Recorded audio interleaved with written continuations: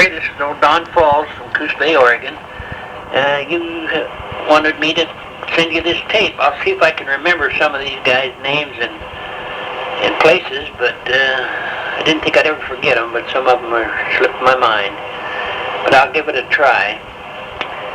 I was in the National Guard, and we were called up in September of 1940.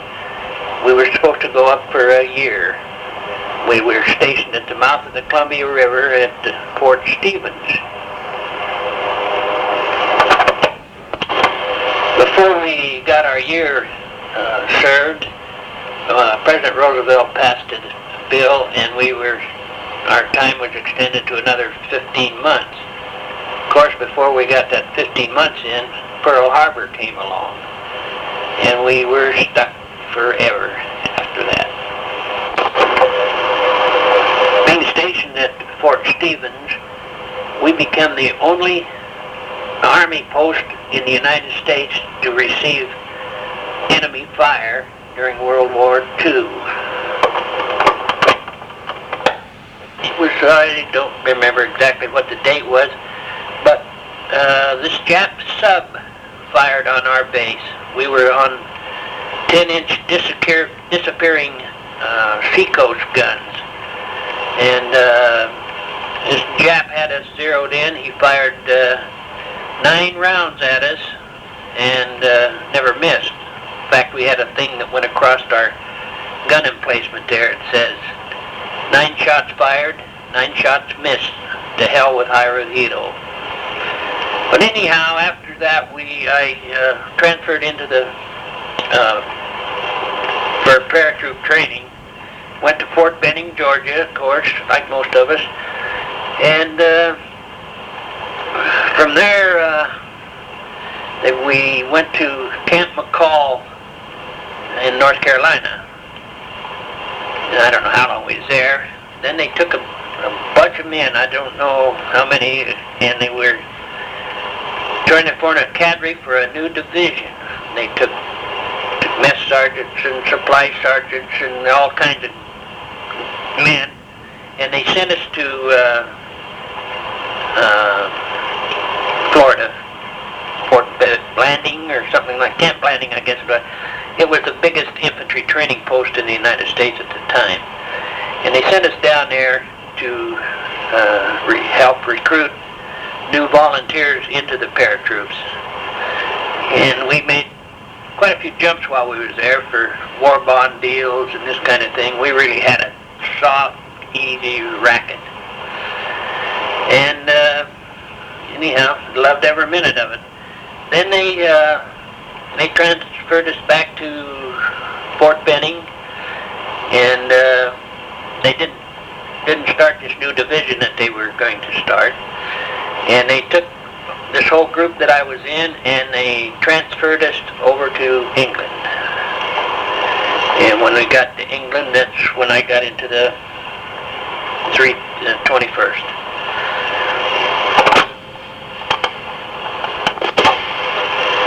You wanted to know how much glider training that I received. I didn't really receive any glider training. The only thing I know about them was before we were to go into Holland, the pilots would take a guy and make him a co-pilot, tell him how to land this thing, and never try to dodge anything. That's the only thing I know about gliders, except I didn't like them. How much artillery training did you get? I really didn't get any. I bluffed my way into being a forward observer because I knew they parachuted in and didn't ride the dumb old gliders. And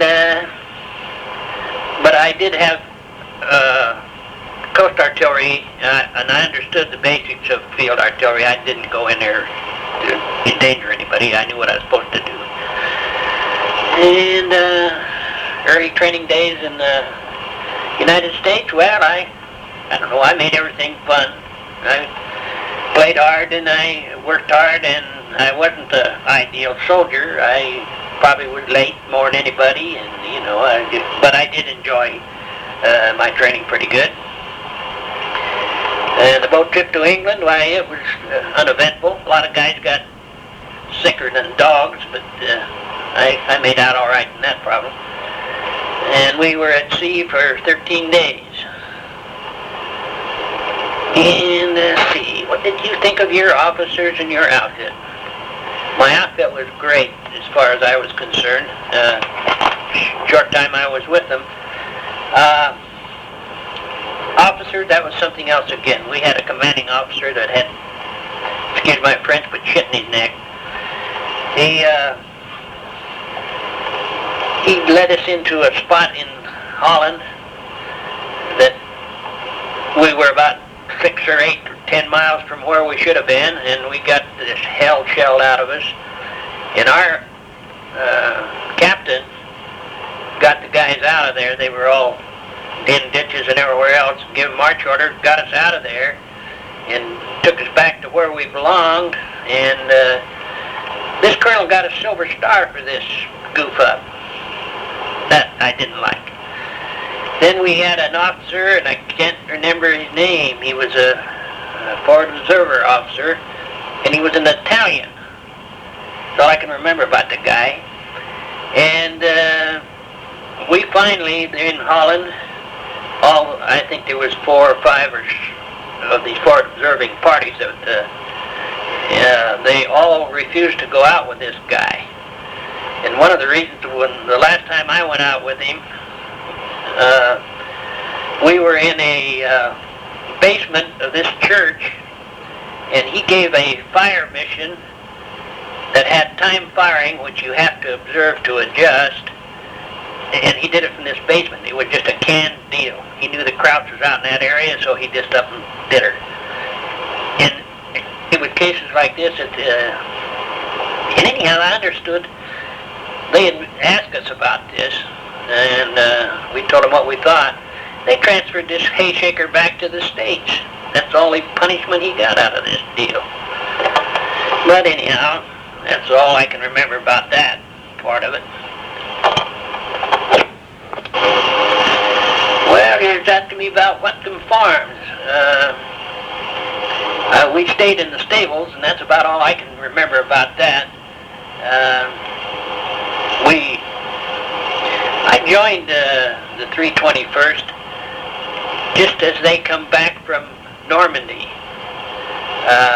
Filled up the ranks in that outfit. That's when I went to Whatcom Farms, and we actually weren't in England very long, and we went into Holland, so I really can't tell you too much about it. And you want to know about the training we got there? Well, I didn't get much training anywhere there that I thought of. And you want to know my particular job? Well, I was a forward observer. And I don't know if I associated with the British soldiers. Well, not really. Not that I wouldn't have, but I had no problems with them. And no, I didn't visit with any of the locals or stay with them. And what type of working relationships did I have with the paratroopers? I probably got drunk with them if I ran into them. Yeah, I was recognized as a full member of the 101st. And no, I don't recall the patch job. I just can't remember that about the airborne strip. Seemed like it was always on there as far as I was concerned. And about associating with any of the guys from the 321st, no, I don't keep in contact with any of them. And was I anxious to get into the fight with the Germans? Nah, I was more of a lover than a fighter, but I was glad I could do it. And about the 75s, they did a hell of a good job. They really did. And I thought they were probably just as good as the British 105s. And of course, all this stuff about Normandy, I can't tell you anything about that, being I wasn't there. Back in England again, you recall a warrant officer that mistook money. Well, yeah, I remember that real good. And but I always thought it was dogs he was betting on instead of the ponies. He wasn't too popular, I remember.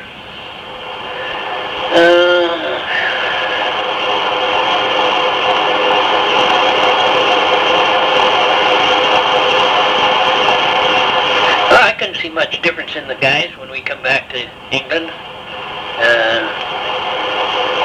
The paratroopers and all those guys, we were all fine.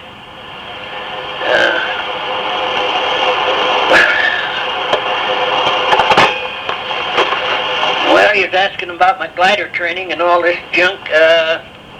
Like I said, it didn't have much of it. Before we went into Holland, they had 2 dry runs. First, I think we were supposed to go into Belgium. I think that's where it was. And then next, they overran that part of it, so we didn't go in there. Then they were going to go into France, and I think Patton overrun that. We didn't go in there. They canceled that mission. Then we actually went into Holland. And like I say, I had just been in the 321st a short time. And when we were supposed to go in on the first Belgium deal, the first sergeant listed on the bulletin board the names of the guys that were going to go in each glider. And the guys that were going to stay in rear echelon and this, that, and the other. And my name didn't appear anywhere. I don't know why. I guess maybe because I hadn't been in there that long. And anyhow, went to mess that night, and I was telling this sergeant about it. And he asked me if I'd ever fired a machine gun. And I said, yeah. He said, well, I'm short a man in my glider. You want to go with me? I said, sure, that'd be fine. So I went down there, and I was going to go in their glider, and that's when we went down and got our instructions how to fly one of these things if we had to. And then they canceled that mission, and the same thing went on when we were supposed to jump into France. My name didn't appear anywhere, so I went over to the sergeant and asked him if I was still welcome, and he said sure. So there again, I was scheduled to go with him. Then they canceled that job out, and then we were going to go into Holland, and it was the same thing. I was going to go with this glider.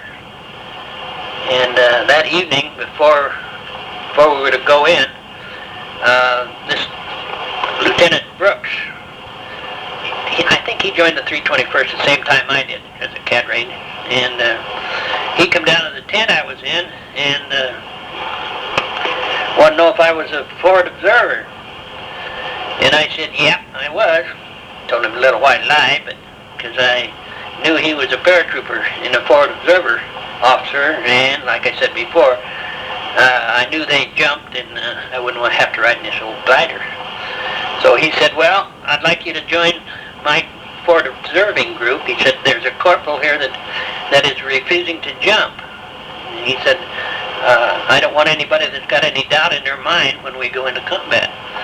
So that's how I got into the there, and so I didn't ride a glider into Holland, and you understood that the glider that I was supposed to go on had its tow rope shot off over Belgium, and these guys were all captured.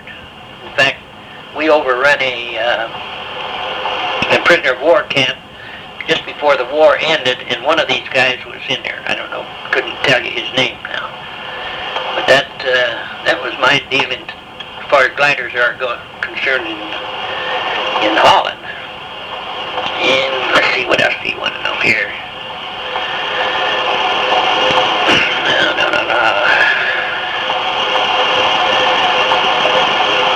Well, what did I think of the British soldiers? I don't know. It seemed to me that they stopped for tea a lot. And like when we jumped in Holland, the British were supposed to take off from Belgium and take this town from one side. We used to take it from the other and meet in the middle, and we held this area for 3 days before they got there. I guess they got the hell shot out of them. I don't remember now, but anyhow, we never kind of forgive them for that. And what are the German soldiers? They were good, well-trained men. Yeah, we encountered them pretty close. And what else you want here, Gary?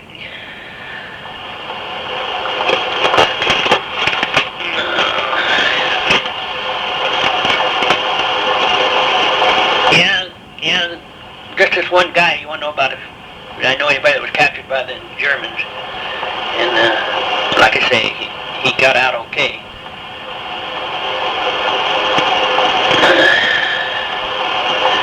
No, I didn't worry too much about being captured with German souvenirs. I scrounged anything and everything I could get. Yeah, I took a few pictures. I'll see if I can find them and send them to you. And the Dutch civilians, oh man, yeah, they were great. They thought we were the nicest thing in the world. And while we were there, port observers, they'd go up to the front for 3 to 6 days, and then they'd be relieved. And another group would go up, and when you were back at your guns, you didn't have any duties whatsoever. So the 3 of us guys went over and made friends with these civilians. They were brothers and sisters, and we thought they were old. They were probably in their 50s. And we'd steal crap out of the mess tent, take over there to them, and we had lots of meals with them and sit around and BS. And we become real good friends. In fact, I corresponded with these people for years after I got home. They're all dead now. And anyhow,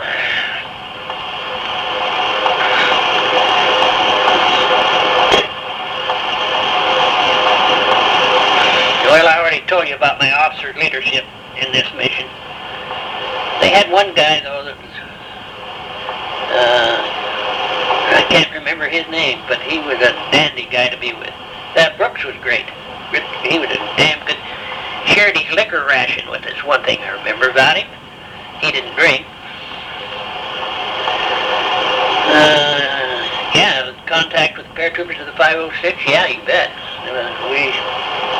We were there quite often with them.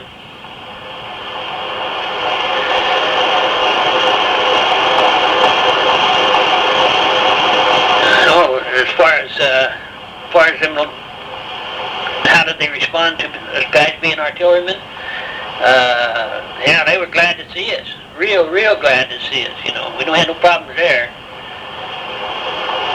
You want to know if I brought any souvenirs back, and what were they? And I still have this stuff. It's, I brought back a German Luger, which is an exceptionally good one. All serial numbers match.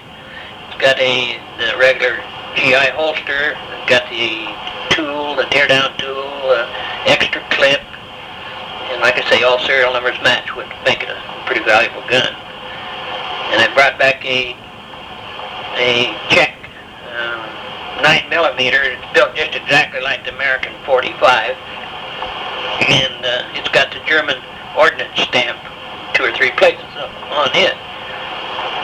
And armbands. Well, I sent you pictures of a lot of this stuff, Gary, that I brought home. Well, what do I remember about the 70 days in Holland?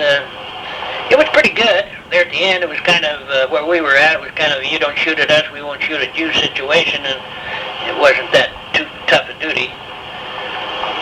No, I've never been back after the war, but I would certainly have liked to go back someday and look at things. The thing that I remember most about Holland was the fact that the kids wore wooden shoes and the windmills. I thought this was all fairy tales, but it's a true thing.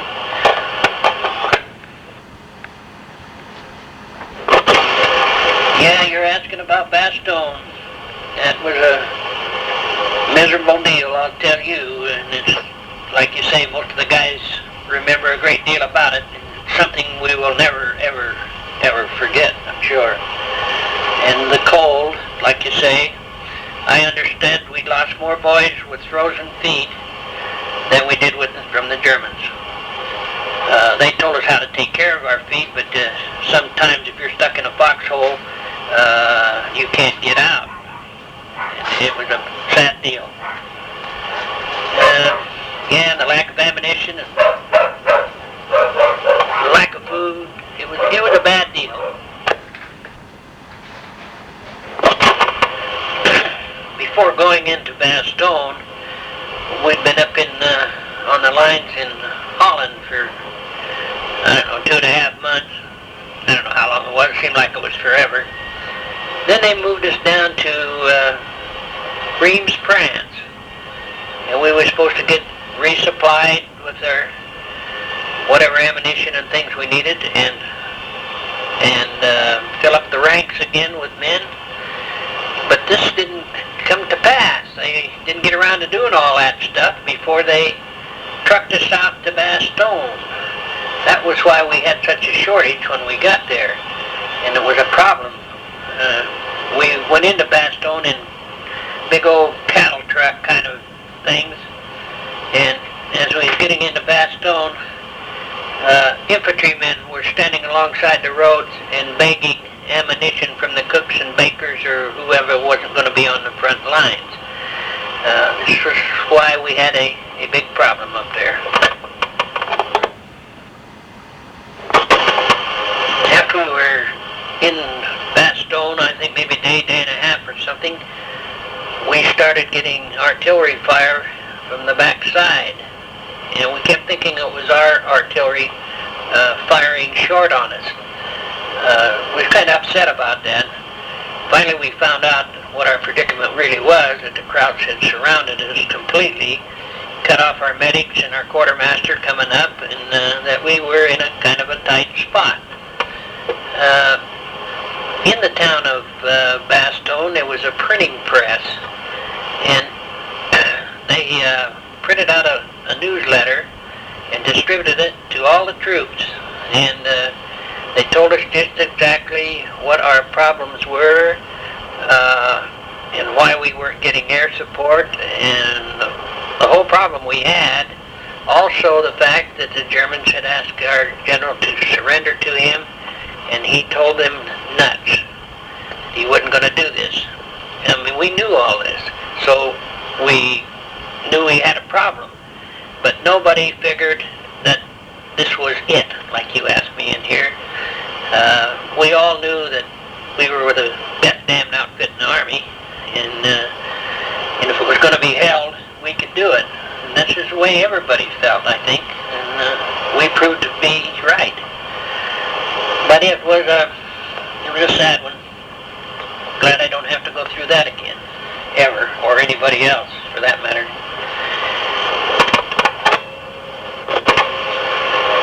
General Patton and his outfit got the big hero button for breaking through the German line to us and leaving us up there.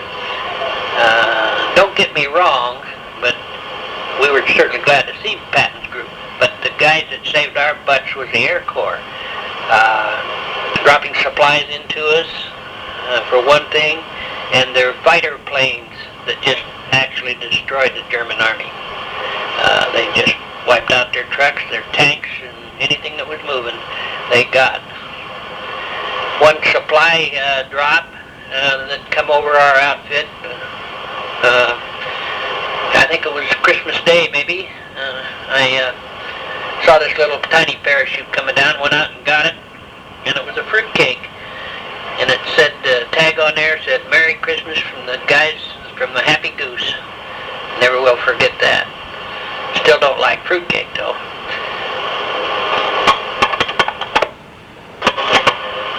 You're asking me if I was dug in around Savvy. I don't recall the name of this place, but one thing I can tell you, I can dig a foxhole faster than any guy in Europe. That's why I got my butt down and didn't get wounded. But this particular area, I don't recall. Sorry about that. You're asking me about any of my buddies getting wounded. Yeah, lots of them got that. One guy in particular by the name of Hunter, I recall very well. When we were in Holland, the British tank outfit moved on ahead of us into this town. About 3 or 4 hours later, these tanks come right back down this highway towards us, had their hatches open and the tams on their head that they wore. But the Germans had captured these tanks, and they just drove them back in there. And when we were all in the ditches alongside this road, and they started flipping hand grenades out at us. And Hunter got one, and he got 22 pieces of shrapnel from his heels to the top of his head, and none of them serious. I mean, they were not good, but I mean, they were really, really in there. And he come back from the hospital in about 3 weeks. He wasn't back 3 days when he got a piece of mortar, hit him in the throat, and he almost drowned in his own blood. It pierced his windpipe a little bit. And that hospitalized him, and he wasn't gone very long again, and he was back with us. And then I can't remember whether it was Bastogne or southern France, but we were going into this old house. A mortar shell come into the yard, and a piece of shrapnel hit his entrenching shovel and pierced his old cheek of his butt, and that didn't hospitalize him. The medic took his knife and flicked it out, a piece of shrapnel. But then when we was down in southern France, this Lieutenant Brooks that you were talking about got hit.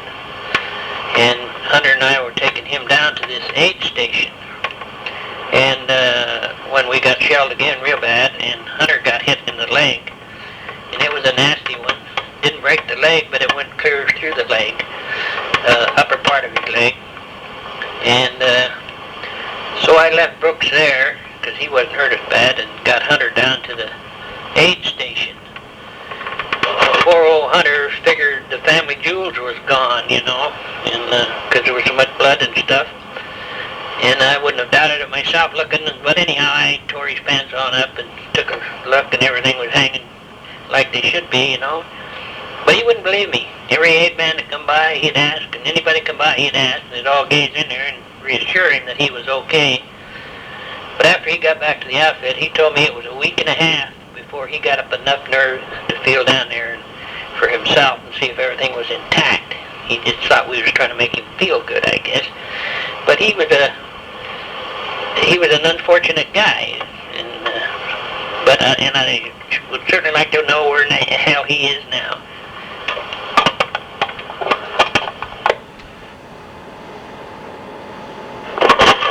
Gary, this side of the tape is about ready to run out, so I guess I'll start maybe singing a song or something until we can use it up before I start BSing again to you. Better not, I'll just let it run out. How's that? I'm up in Holland that I just happened to remember that maybe you'd be interested in. Holland was no picnic by long means. I jumped in with the infantry 2 days before you guys come in your gliders. And so I got to watch you all circle in and land, and very interesting. Some of the guys in their gliders would follow the lead glider in big circles, and they got screwed up and went over on the other side of the Netter Rhine River. Once in a while, one of the guys in this group would see that was wrong and pull away and come over and land in this field where they were supposed to. And when we jumped, they maybe brought in 6 gliders, and they had jeeps in them for the higher ranked officers. And we were running to get to this assembly area where we were so we could move out after we landed and got out of our chutes. There was a plot of trees there, maybe an acre or so, and we were running up the edge of these trees, and these 2 gliders were coming in.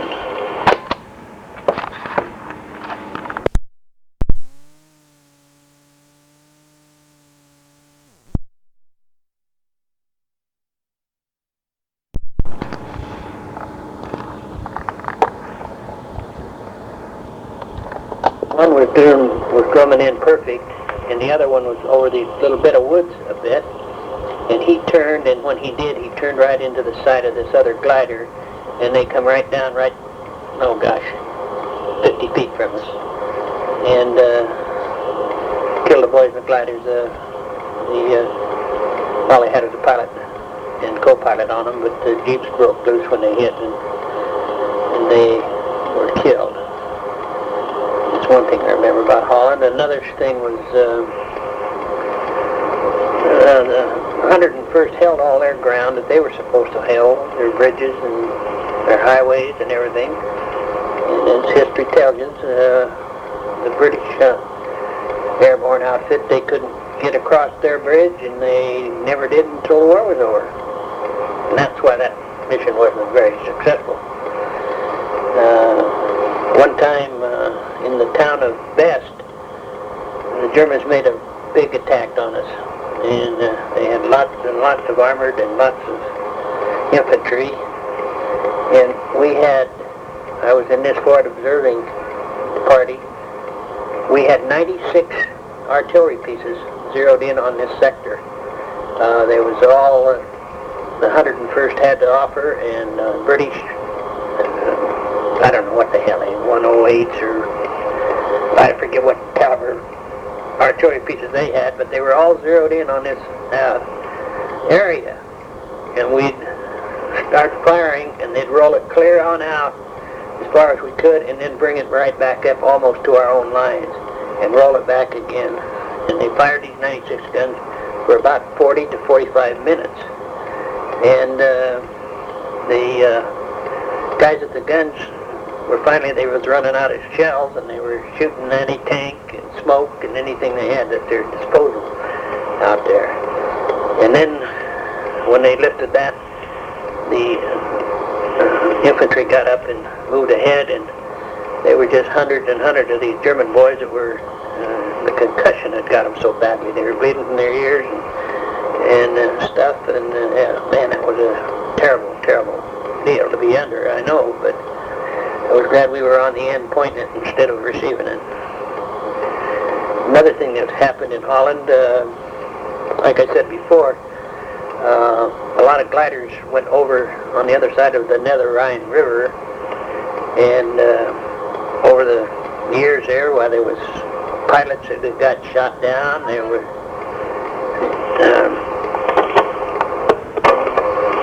there was pilots shot down, and all kinds of people over on the other side of this Nether Rhine River. In fact, there was 129 of them. This one night, Lieutenant Brooks, I was sleeping in a shed. He come over and woke me up and asked me if I could swim, and I said yes. And he said, well, come on, we're going on a mission. So he got myself and Hunter, and the three of us went, and we got into this deal, and the British engineers had these aluminum boats. And they were going to go across and bring these people back across. Before they started, they had a boat on each end of this thing that had forward observers in it. We were in one side of it. And we went across and set up on the other side of there. And there again, we had these 98 guns zeroed in on this area in case we had problems. Fortunately, we never had to use them, but anyhow, they got these boats in and got over there, and when we were going over, just got out in the middle there, and one of those Screaming Mimi rockets they had, one of those 12, I think they shot 12 rockets at a time electrically, fired them off electrically, lit up the whole damn river when it went off, but they never saw us, thank goodness. Anyhow, they got these 129 guys loaded up and back over across the river, and then we got to come back over. But in the meantime, these guys that were back over on the other side, some of them thought they were in downtown London. I guess they were so happy to get over there, and they'd lighting cigarettes and bullshitting, and thought we'd never get up over there. Coming back, why, this limey engineer was in charge of steering this thing. You paddled them just like an old canoe, and we come back across that river in circles, And Hunter, every time that he'd take a stroke, he'd say, "Straighten this out, you limey son of a bitch. Straighten this son of a bitch out." Anyhow, we finally made it across. Pulled the boats up over this dike and got out of that area. And we just got out of there quite a ways, and the Germans got suspicious and started shooting up flares and spotted these boats and mortared the hell out of them. But we were all gone out of there, so it didn't make much difference there. Anyhow, that was a kind of a spooky deal to go across on, but we had no problems whatsoever. And we got my Ford Observing outfit, we got the hero button for that little maneuver. In fact, we were awarded Bronze Star. I don't know why for that one, but because we had been in tougher spots and would be in tougher ones later on. But I was glad to get it. I got it hanging on my wall.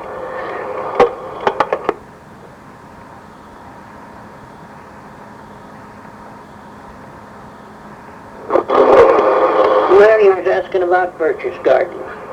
That was a fun trip into Birch's Garden. We moved in there about 4 or 5 days before the war ended. I don't remember exactly when. Didn't run into much opposition at all. One of the things I do remember is Hitler's SS troops barracks was halfway up this Alp. Had a wine cellar in it. And it was loaded with wines and cognacs and you name it, the stuff that they'd looted all over Europe.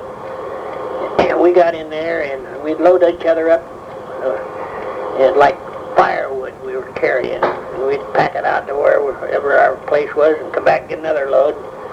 Yeah, we stayed drunk for 3 weeks. That was pretty good duty there. But, well, maybe not 3 weeks, but quite a while. Then, what kind of loot did I get there? Well, that pewter or silver stuff, Gary, I sent you pictures of, is about all I got out of Birch's Garden. And, but one thing that was kind of interesting there was, I was talking to this lady in downtown Birch's Garden, and all these children come by, and they had ladies in nun, I don't know whether they're nuns or not, but they had this type of garb on that were with these children. And there maybe was 50 of them at least, and it was all the same heights and shapes. And anyhow, this lady told me that this was Hitler's super race that he was breeding. And I understand that he had his SS troops there that were all hand-picked men. They had to be certain heights and weight and color and IQ and everything. Well, these girls had to pass the same type of physicals, and then they could go down the ranks and pick out a man and live with him until they got pregnant, and then they were turned over to the state. And when they had their baby, they turned the baby over to the government, and they could go down the line and pick out another one if they felt like it, or could go home. They had done their duty. Often wondered what happened to this bunch of little guys. They're all, 60 years old now, I guess. But it would have been kind of interesting to know. And what else did you want here? About this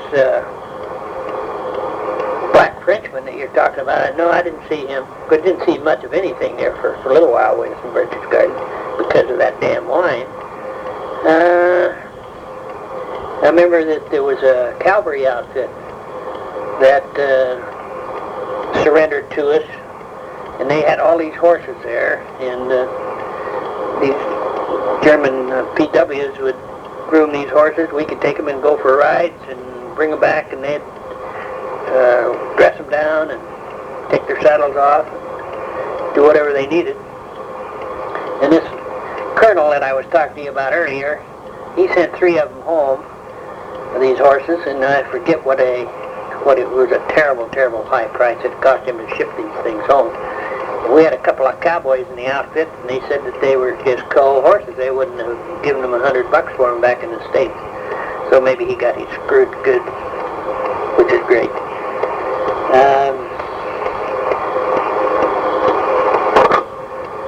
thing, the streams coming off these Alps were just ice cold, and they were full of these German brown trout.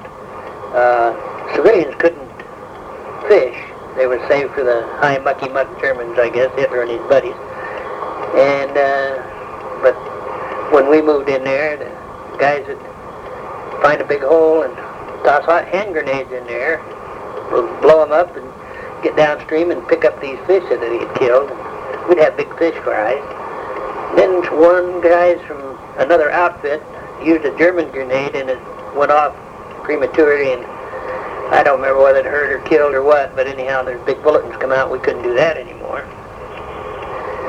And we killed an old chamois or something like that, goat-like looking rig. Took it down and had this German woman cook it for us, and I never tasted anything so rotten in my life. This old German said we got the hide too close to the meat. That was why it tasted like goat, I'll tell you. Wasn't any good.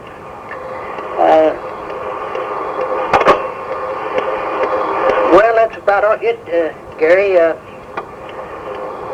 Another thing about going into combat into Holland, when we got lots and lots of flak and going in, and we were stood up and hooked up in position, and I was the last man in the lineup to go out, and I heard this funny noise, and I crouched down looking out the window to see. It sounded like one of the engines had got it. And I looked back up, and this noise I heard was the guy's static line sliding down this cable. And half of them were already out the door, and I had to run like hell and to jump out to make sure I got out at the same time they did. I remember that. And as I was going down, I thought to myself, what in the hell are you doing here? And it was kind of spooky to going into combat and not knowing anybody. Didn't have a close buddy in the whole group. And recognized a few faces, but that was it. Other than that, I had a pretty good time over there. Had lots of leave, and it, like I say, I'm glad it's over, and I hope our sons don't have to do the same. I hope this helps you, Gary, with your book. I don't know, it's a lot of crap, but maybe you can get something out of it. Okay, Guy, and thanks for keeping in touch with me. See you around.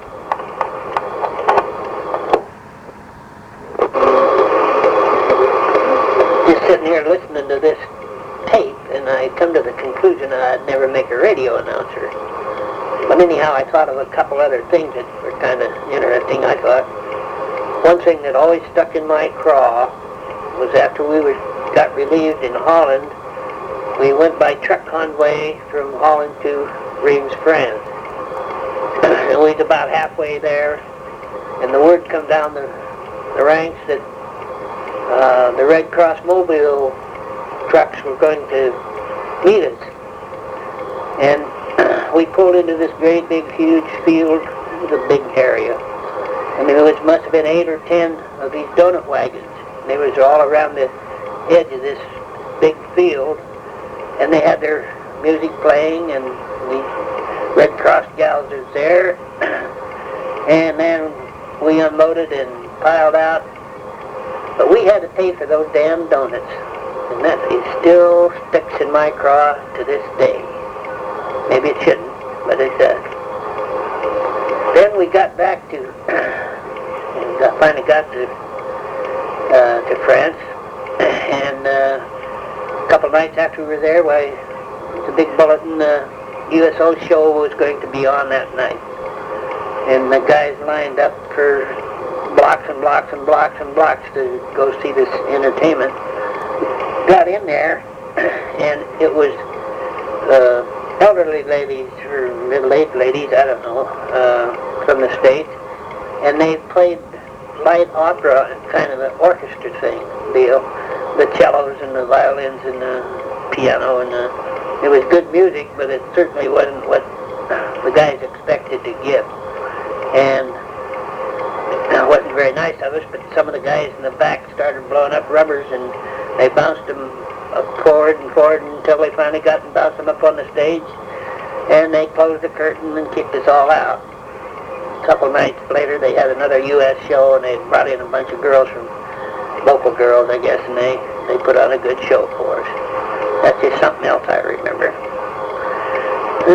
What else?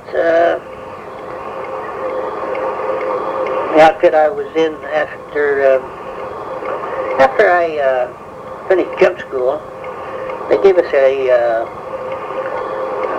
radio test or a sound test, or I don't know what you call it, to see if we could be radio people. And they put earphones on us, and they gave you a questionnaire there, and they'd send out Morse code, did-ot, and then they go did-ot. The first sound sounded like the second sound, well, you'd make a check there. Anyhow, I got a real high score on this, and so they sent me to radio school. I don't know how long I was there, quite a while. And you had to finally be able to receive and send 85 words a minute, which we accomplished, but never, ever used it after we got into combat. And then we went to this camp call, and that was a crazy, wild bunch of young hayshakers there, I'll tell you. Anyhow, one of the records we held while I was there, we were 3 times higher than any colored outfit for venereal disease. Now that's not nothing to brag about, but this was a fact. It held our outfit from going overseas 3 times in a row. And the last time it happened, we had this little bandy rooster colonel got out there making a big speech and said, the next man that turns in with a venereal disease, if he's a married man, I'm personally writing a letter to his wife. If he's single, I'm writing a letter to his mother. Dismissed. Of course, the guys didn't slow them down, and they just went in town and got their treatment. They didn't report in with it. But they say, like I say, that's one record we're not too proud of, but it was a fact. And I wasn't one of them. I was a good boy, nice clean kid.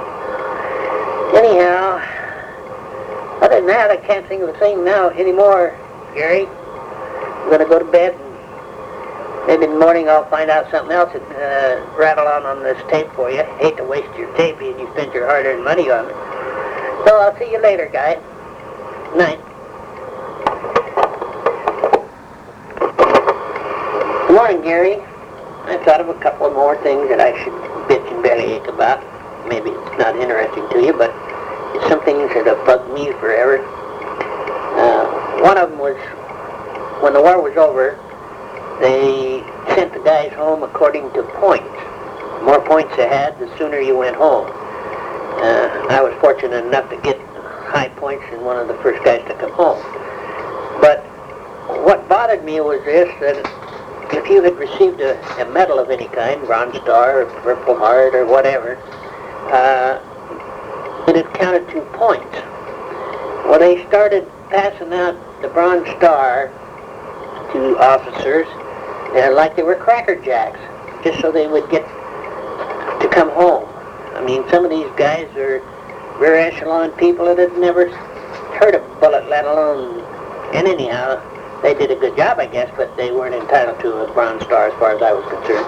What it did was cheapen the medal for the guys that had actually won one. Anyhow, that's one of my gripes. Another thing that bothered me was the way they treated guys that were wounded when they were discharged. They were paid off according to rank. I mean, if a buck private got his leg blowed off, he got so much money according to his pay. And if it was a major, he got the same treatment, only his was twice as much money. And that never did seem fair to me either. But that's the way the Army played their games. Oh, anyhow, is that enough belly aching, or should I go on?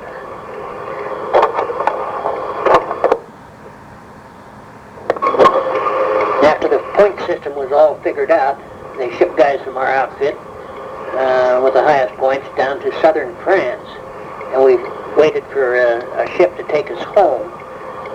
I think it was about a 3-week delay there while we were just laying around. And then we finally got aboard this boat, and they paid us just before we got aboard, so everybody had a few bucks on them. And that's when the card games and the crap games come out. And man, I never seen so much money changing hands in my life. They were playing dice up on the deck, and it was kind of windy, and this one guy was holding the bets so the wind wouldn't blow him away, and he got a percentage of the take every time. And he had parachute pants on with the big pockets on the legs, and by the end of the day he couldn't hardly get another buck down in those things, and he'd made so much money. In one game I watched, it was a high roller, and this guy had won it, and he'd been winning quite a bit, but he won this particular pot, and he grabbed a handful of $1 bills and went over to the edge of the ship and threw them overboard. He wanted to get him out of the game. It was slowing this game down too much. And this one fella won 38,000 bucks, and he quit. And he hired these 4 guys to watch him, guard him, till we got home. He didn't want to put it in the ship's safe so they would have records of this. And he said he was going to go buy a chicken farm. I don't know whether he ever did or not. But anyhow,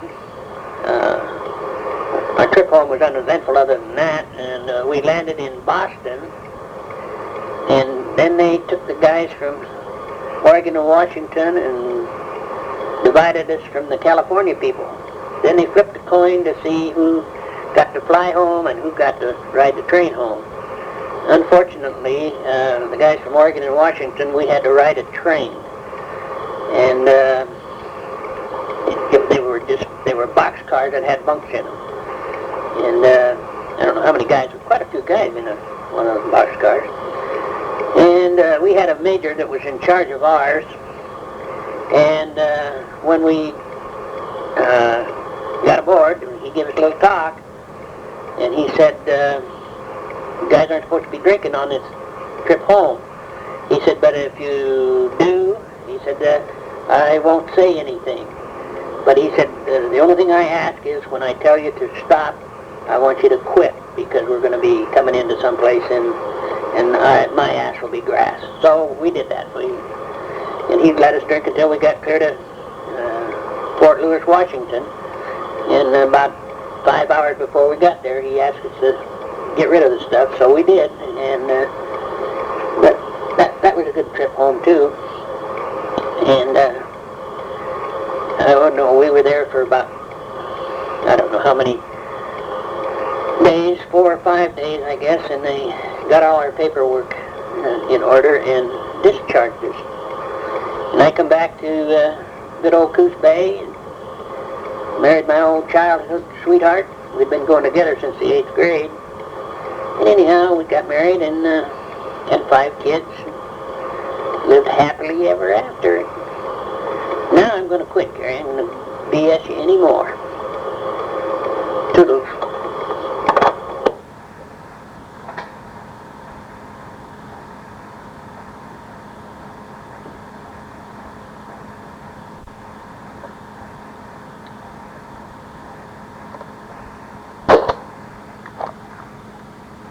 Well, that's it. That's the entire tape, both sides, Jim.